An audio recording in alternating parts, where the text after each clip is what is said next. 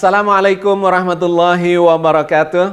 Alhamdulillahirabbil alamin. Wassalatu wassalamu ala nabiyina Muhammadin wa ala alihi wa ashabihi wa ummatihi ajmain.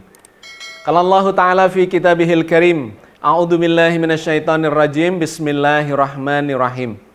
Walaqad yassarnal Qur'ana lidzikri fahal mim mudzakir. Shadaqallahul adzim. Sahabat sekalian, kita lanjutkan kajian kita di bulan Ramadan yang penuh dengan hikmah, penuh dengan berkah ini di dalam program Al-Quran Challenge, episode yang ke-11. Hari-hari ini kita mendekati akhir-akhir Ramadan. Saya ingin mengajak Anda, selain melanjutkan kajian kita tentang cara Al-Quran mengajari kita untuk memahami Al-Quran, kita ingin berfokus progres kepada sebuah ayat yang sangat menarik di dalam rentetan ayat-ayat tentang puasa. Sebagaimana kita ketahui, Allah berfirman terkait dengan puasa itu mulai dari ayat 183 dalam surat Al-Baqarah sampai dengan 187. Yang menarik pada ayat 186, Allah tidak menyinggung tentang puasa secara eksplisit, tetapi memberikan gambaran terkait dengan orang yang berdoa. Ada motivasi untuk melakukan interaksi dengan Allah. Yang menarik, ayat tentang doa dan interaksi dengan Allah ini diletakkan di dalam konteks berpuasa Ramadan. Dengan kata lain, kita menangkap di situ ada sebuah sinyal, bimbingan, agar orang-orang yang sedang berpuasa di bulan Ramadan itu melakukan interaksi sangat dekat dengan Allah. Mari kita baca ayatnya. Surat Al-Baqarah 186. Wa idza sa'alaka ibadi anni fa inni qarib ujibu da'watad da'i idza da'an falyastajibuli wal yu'minu bi la'allahum yarshudun. Dan apabila hamba-hambaku bertanya kepadamu tentang aku, maka katakanlah bahwasanya aku dekat. Aku mengabulkan permohonan orang-orang yang berdoa apabila ia bermohon kepadaku. Maka hendaklah mereka itu memenuhi perintahku dan hendaklah mereka beriman kepadaku, agar mereka selalu berada dalam kebenaran. Ayat ini sangat menarik karena memberikan informasi terkait dengan interaksi seorang hamba yang sedang berpuasa Ramadan dengan Allah. Yang digambarkan di sini, wa idza sa'alaka ibadi anni fa inni qarib. Dan jika ada hamba-hambaku yang bertanya kepadamu tentang aku, Allah, maka katakanlah, Allah, aku itu dekat. Ini memberikan dorongan kepada kita sekaligus memberikan gambaran bahwa Allah mendorong kita untuk berinteraksi dengan Allah secara langsung. Dikarenakan Allah menggambarkan kalau ada yang bertanya kepadamu tentang aku, katakanlah aku dekat, dan kemudian digambarkan aku akan mengabulkan doa hamba-hamba yang berdoa kepadaku. Di situ digambarkan tanpa perantara. Bahwa Allah itu begitu dekatnya sehingga untuk berinteraksi dengan Allah itu bisa dilakukan dengan cara langsung. Berinteraksi, berdoa, bermohon, curhat kepada Allah. Menariknya kalimatnya, kata yang digunakan ini adalah kata ganti yang pertama menggunakan kata aku. Wa idza sa'alaka ibadi anni fa inni qarib.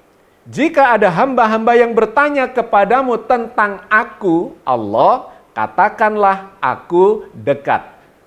Di ayat yang berbeda, Allah menggambarkan dekatnya itu seperti dekatnya antara kita dengan urat leher, bahkan digambarkan lebih dekat daripada itu. Meskipun di ayat itu tentang dekatnya Allah lebih dekat daripada urat leher, itu menggunakan kata ganti yang bersifat jamak, yaitu kami. Di mana Allah menggambarkan Allah dan para malaikat sesungguhnya sangat dekat dengan kita, lebih dekat daripada urat leher kita sendiri. Digambarkan oleh Allah di dalam surat Qaf ayat 16. Walaqad khalaqnal insana wa na'lamu ma tuwaswisu bihi nafsuh wa nahnu aqrabu ilaihi min hablil warid. Dan sesungguhnya kami telah menciptakan manusia dan mengetahui apa yang dibisikkan oleh hatinya, dan kami lebih dekat kepadanya daripada urat lehernya. Poin penting dari kedua ayat ini adalah menggambarkan bahwa Allah itu sangat dekat dengan hamba-hambanya. Karena itu didorong, dimotivasi untuk melakukan interaksi secara langsung, tidak usah menggunakan perantara. Dikarenakan Allah memang begitu dekatnya, bahkan lebih dekat daripada yang tidak ada jaraknya. Bahkan digambarkan lagi, wa na'lamu ma tuwaswisu bihi nafsuh. Allah itu mengetahui persis apa yang dibisikkan oleh hatinya. Bahkan masih dalam hati, masih dalam pikiran, masih dalam perasaan, belum diucapkan, itu pun Allah sudah mengetahui apa yang terbersit di dalam jiwa kita. Maka kalau kita kaitkan dengan program tadarus kita, itu nyambung sekali. Bahwa di bulan Ramadan ini, selama kita melakukan puasa, diperintahkan untuk bertadarus. Bertadarus adalah membaca, memahami, mempelajari isi Al-Quran. Di mana Al-Quran itu sesungguhnya adalah firman-firman Allah.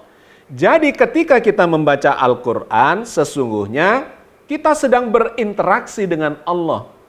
Karena itu dianjurkan dalam banyak ayat supaya kita langsung berinteraksi dengan Allah melalui bacaan ayat-ayat Al-Quran yang firman itu. Kita berguru langsung kepada Allah.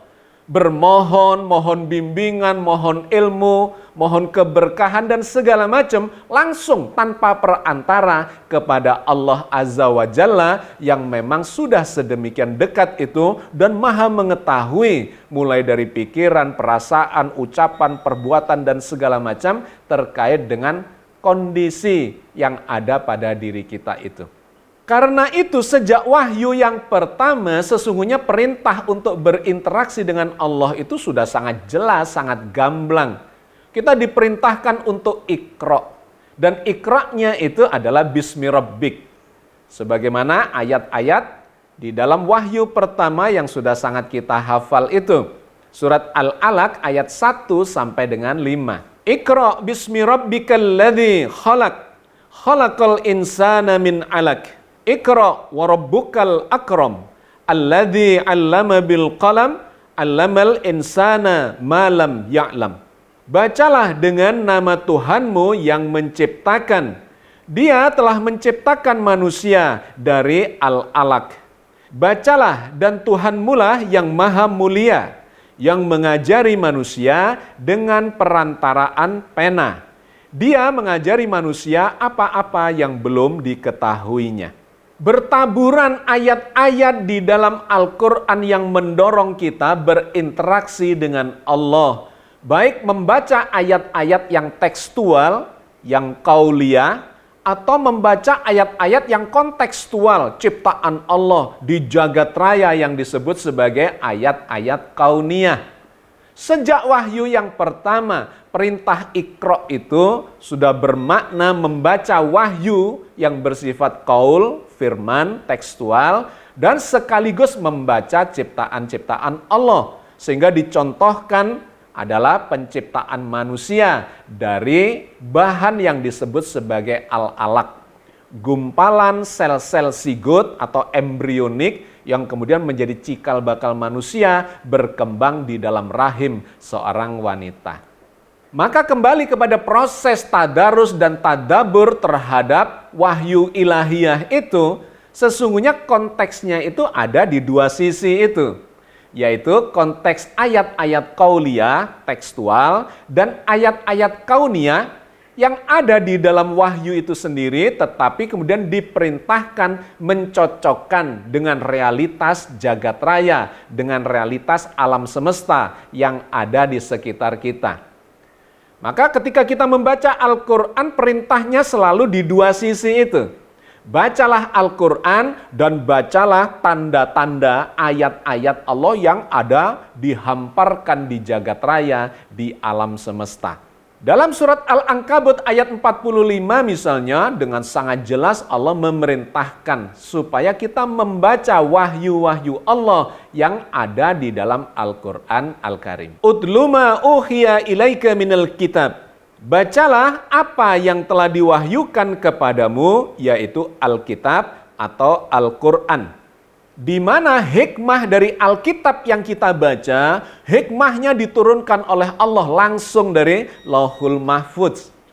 Allah bercerita tentang itu di dalam surat Al-Waqi'ah ayat 77 sampai 81. Innahu laqur'anun karim fi kitabim maknun. La yamassuhu illal mutahharun. Tanzilum mir rabbil alamin. Afa bihadzal hadisi antum mudhinun.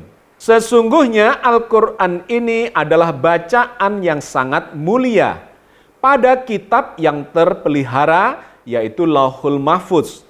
Tidak bisa menyentuhnya kecuali orang-orang yang disucikan. Diturunkan dari Rabbil Alamin. Maka apakah kamu menganggap remeh saja Al-Quran ini? Jadi seluruh ayat-ayat yang sudah kita bacakan tadi itu membentuk rangkaian kefahaman yang holistik, yang komprehensif. Bahwa di bulan Ramadan, di mana turun Al-Quran, kita diperintahkan berpuasa untuk mensucikan diri. Agar ketika kita membaca ayat-ayat Al-Quran dan kemudian mengimajinasikannya, meniatkannya untuk berguru, mohon bimbingan langsung kepada Allah, karena kita sedang belajar firman-firman Allah, maka Allah akan memberikan hikmah yang banyak kepada orang-orang yang sedang berproses mensucikan dirinya itu. Hikmahnya langsung diturunkan dari Lauhul Mahfudz kepada orang-orang yang terus melakukan tadarus dan tadabur Al-Quran sambil mensucikan dirinya itu. Dan hikmah-hikmah itu akan bermunculan dari dalam Al-Quran yang dibacanya dan kemudian ditambahkan dengan ayat-ayat yang ada di sekitarnya. Quran mendorong kita untuk mengamati jagat raya, bahkan mengamati apa saja yang terjadi di sekitar kita, termasuk pada diri kita sendiri. Allah berfirman misalnya di dalam surat Az-Zariyat ayat 20 dan 21. Wa fil ardi ayatul lil mukinin wa fi anfusikum afala tubsirun. Dan di bumi itu terdapat ayat-ayat Allah bagi orang-orang yang yakin dan juga pada dirimu sendiri. Maka apakah kamu tidak memperhatikan?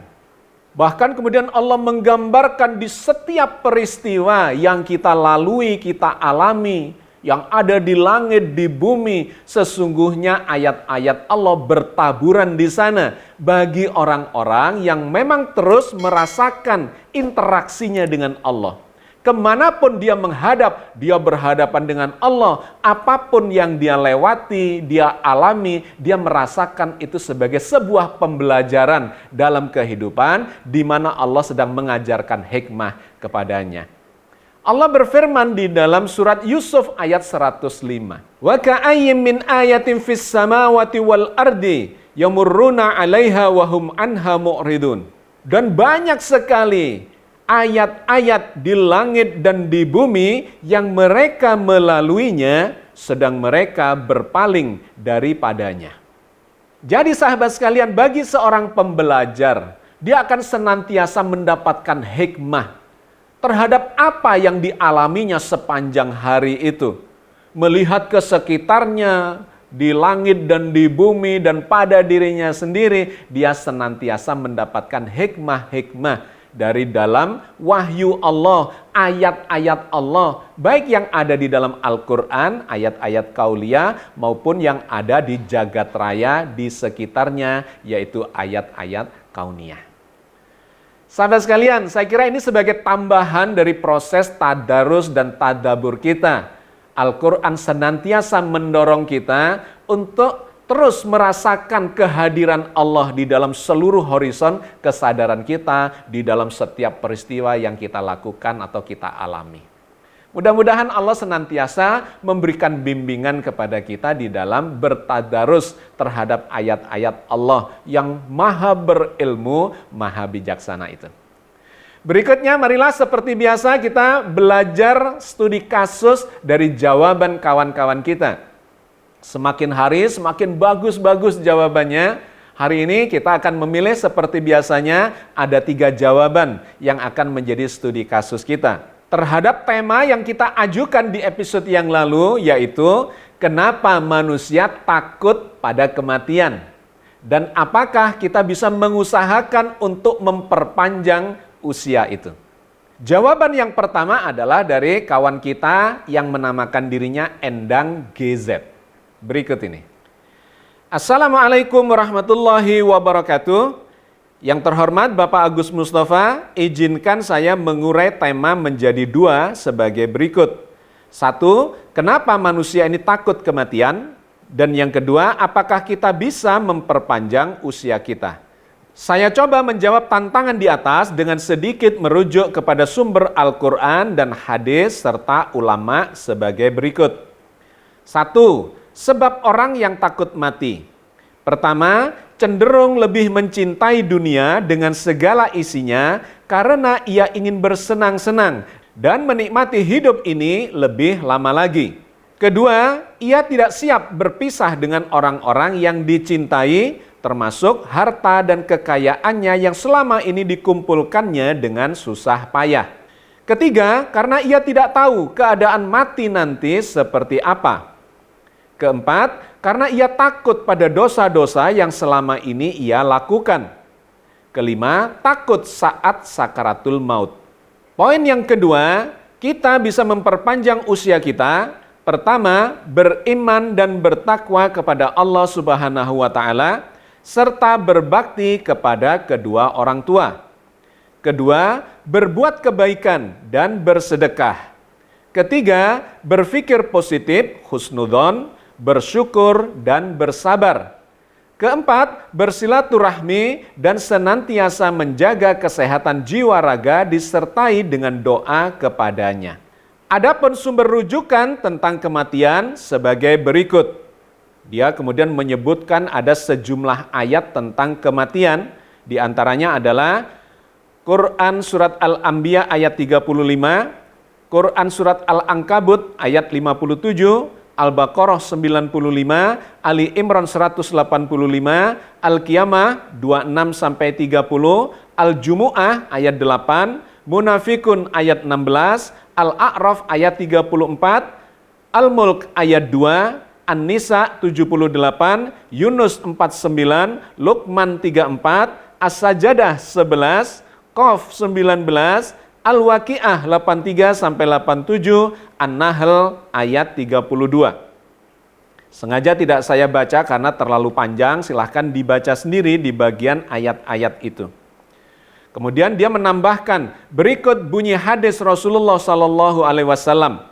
Yang paling banyak mengingat kematian dan yang paling baik dalam mempersiapkan diri untuk alam berikutnya, itulah mereka yang paling cerdas. Hadis riwayat Ibnu Majah. Hadis kedua, sering-seringlah mengingat pemutus segala kenikmatan, yaitu kematian. Karena tidaklah seseorang mengingatnya dalam kesempitan hidup, melainkan akan melapangkannya. Dan tidaklah seseorang mengingatnya dalam keleluasaan hidup, melainkan akan mempersempitnya. Hadis riwayat Baihaqi, Ibnu Hibban, dan Bazar. Sedangkan sumber rujukan tentang bisa memperpanjang usia adalah sebagai berikut. Dalam surat Nuh ayat 3 dan 4, surat Ar-Ra'd ayat 11, surat Ar-Rahman ayat 29. Silahkan dibaca detail ayatnya.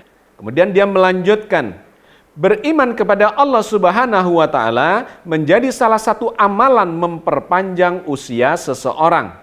Orang yang beriman biasanya menghadapi hidupnya dengan penuh optimisme. Riset kesehatan membuktikan seorang yang optimistis biasanya berusia lebih panjang dari mereka yang pesimistis. Rasulullah Shallallahu Alaihi Wasallam bersabda, perbuatan kebaikan menahan kejadian buruk dan sedekah yang tersembunyi memadamkan kemurkaan Rob, serta menyambung hubungan silaturahim menambah umur. Hadis riwayat At-Tabrani dalam Sahih Al-Jami' nomor 3797. Dengan berbuat baik tentu akan menjadikan seseorang memiliki perasaan bahagia sehingga kehidupan menjadi lebih baik. Dalam Islam, berpikir positif dikenal dengan istilah husnudzon, baik sangka. Berpikir positif akan menghasilkan energi yang positif. Selalu berpikir positif dapat menyembuhkan bahkan menjadi obat bagi mereka yang ingin hidup bahagia. Dan seterusnya, kemudian dia mengungkapkan argumentasi ilmiahnya. Di bagian akhir dia mengatakan, demikian dari saya sebagai seorang yang ingin memulai belajar Al-Quran. Semoga tidak mengecewakan dan jika ada kesalahan mohon dikoreksi dan saya pun menyampaikan terima kasih atas semua kajiannya yang sangat berharga. Komentar saya memberikan apresiasi. Jawabannya sangat bagus, lengkap, sistematis, komplit, dalil-dalilnya banyak dan mengena dengan argumentasi ilmiah yang mendukungnya. Cuman mungkin dikurangi panjangnya saja, lebih kepada jawaban yang to the point dan lugas. Yang kedua adalah jawaban dari kawan kita Edi Suprianto. Berikut ini. Mengapa manusia takut kematian? Apakah kita bisa memperpanjang usia kita? Di dalam sejarahnya, Adam sebagai kakek moyang manusia telah menurunkan gen di dalam diri anak cucunya, yaitu keinginan untuk bisa hidup selamanya. Di dalam surat Toha ayat 120 digambarkan, kemudian setan membisikkan pikiran jahat kepadanya dengan berkata, wahai Adam, maukah aku tunjukkan kepadamu pohon keabadian dan kerajaan yang tidak akan binasa. Ini menunjukkan bahwasanya Adam tahu bahwa dirinya suatu ketika akan mati dan tentu saja meninggalkan segala kenikmatan yang ada di dalam jannah, tempat tinggalnya saat itu. Maka adanya kemungkinan untuk hidup kekal, terhindar dari kematian tentu sangat menarik. Karena kematian adalah sesuatu yang asing, misterius, yang tidak diketahui ada apa di sana. Sedangkan di jannah hidup serba berkecukupan, penuh dengan kenikmatan. Kemudian dia mengutip ayat-ayat yang memberikan dukungan kepada argumentasi yang sedang dibangunnya dalam sudut pandang kisah Adam dan Hawa itu. Di bagian berikutnya dia mengatakan, Allah telah meletakkan takdir hidup mati manusia di dalam aturannya yang disebut sunatullah atau hukum. Rumus atau formulasi yang mengatur jalannya alam semesta. Maka memperpanjang usia adalah salah satu sifat atau cara yang sesungguhnya ada landasannya di dalam hukum sunatullah. Semisal orang memilih cara hidup sehat, makan makanan yang sehat, berpikir sehat, hidup selaras dengan alam atau sunatullah, maka secara otomatis ia akan terhindar dari segala hal yang bisa memperpendek usianya. Dan seterusnya dia menambahkan argumentasinya termasuk ayat terkait dengan itu. Jadi memperpanjang usia hidup manusia bisa dilakukan apalagi di zaman modern ini dengan bantuan teknologi ditemukan cara-cara memperlambat penuaan pada sel-sel tubuh manusia. Namun pada akhirnya kematian jua yang akan ditemuinya. Dan seterusnya silakan dibaca di dalam kolom komentar kita.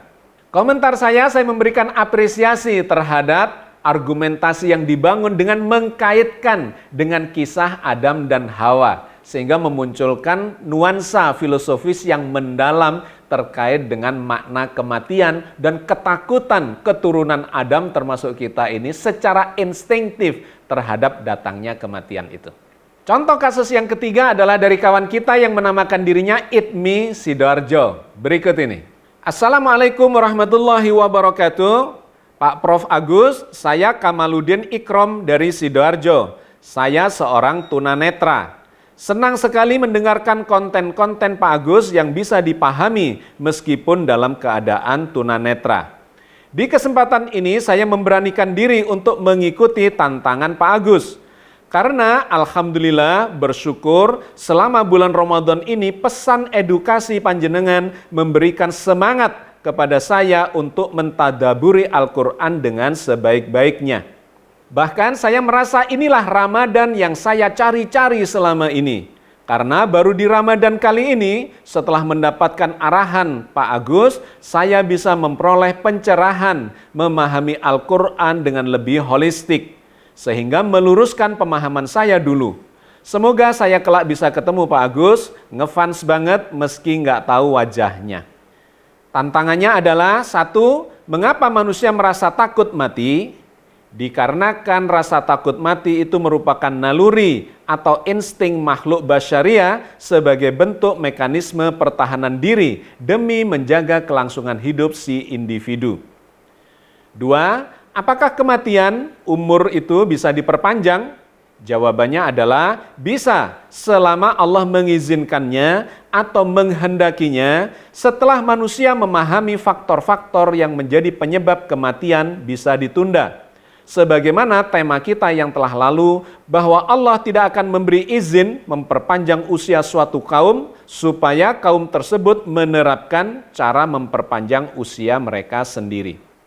Dan seterusnya dia mengutipkan ayat-ayat Al-Quran sebagai dalil atas argumentasi yang dibangunnya dan juga memberikan argumentasi ilmiah terkait dengan perkembangan sains dan teknologi dalam rangka untuk memperpanjang usia manusia.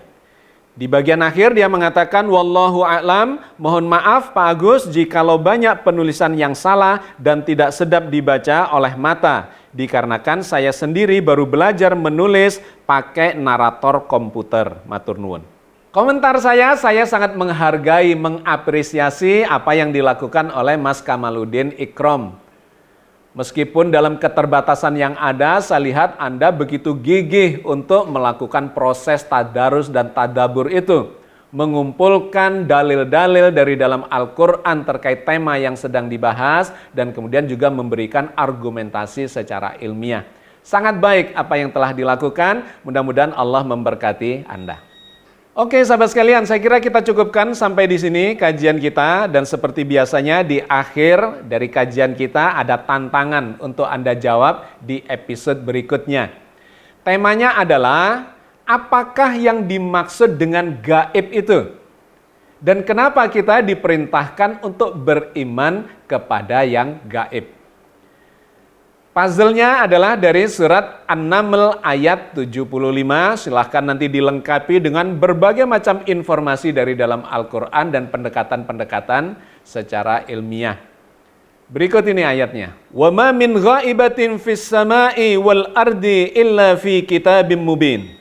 Tiada sesuatu pun yang gaib di langit dan di bumi, melainkan terdapat di dalam kitab yang nyata, yaitu Lauhul Mahfudz. Ditunggu jawaban Anda, selamat bertadarus, selamat bertadabur Al-Quran, mudah-mudahan semakin banyak hikmah yang dilimpahkan kepada kita semua di akhir Ramadan ini. Dan mudah-mudahan Allah menyampaikan kita sampai akhir ibadah Ramadan kita terbaik dan mendapatkan ridho serta ampunan dari Allah Azza wa Jalla. Amin ya Rabbal Alamin. Assalamualaikum warahmatullahi wabarakatuh.